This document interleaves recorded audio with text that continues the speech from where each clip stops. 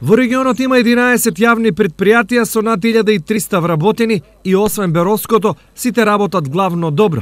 Во просек наплатата е над 70 до 85%, а и покрај континуираните притисоци за редовно сервисирање на обврските, некои поголеми проблеми во нивната работа нема. Јавното предпријатие Солидарност Виница минатата 2015 година заврши со позитивна салдо на своите сметки. Планираните активности во голем дел ги завршивме.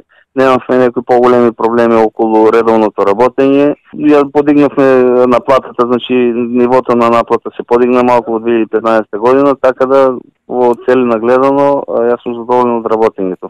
Во моментов најдобри резултати има Штипското јавно предпријатие. За кратко време ИСАР врати кредит од 1,5 милиони евра, инвестираше во изградба на нова водоводна и канализациона мрежа, реконструкција на бања, пазар, проширување на зоопарк и подобрување на комуналната хигиена. Со да напред се работи по некои работи, сега ти пак и на Виделина, пред тоа беше катастрофа, сега реката се прави, парковите се средуваат, добри се.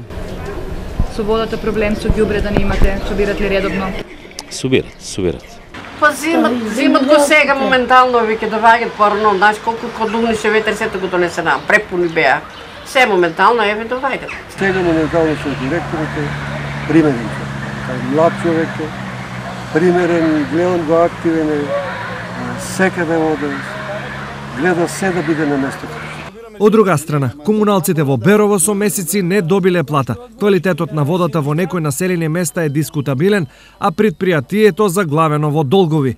Успехот или неуспехот на јавните предпријатија е директна одговорност на менаџерите, но и на градоначалниците кои исто така имаат непосредна надлежност. Пред се во работењето, односно поставувањето на директор на јавното предпријатие, вршење на контрола на неговото работење, со тоа што на секои 6 месеци е законскиот рок за давање на извештај на директорот до градоначалникот, а на секој квартал, односно на секои 3 месеци до советот на општината.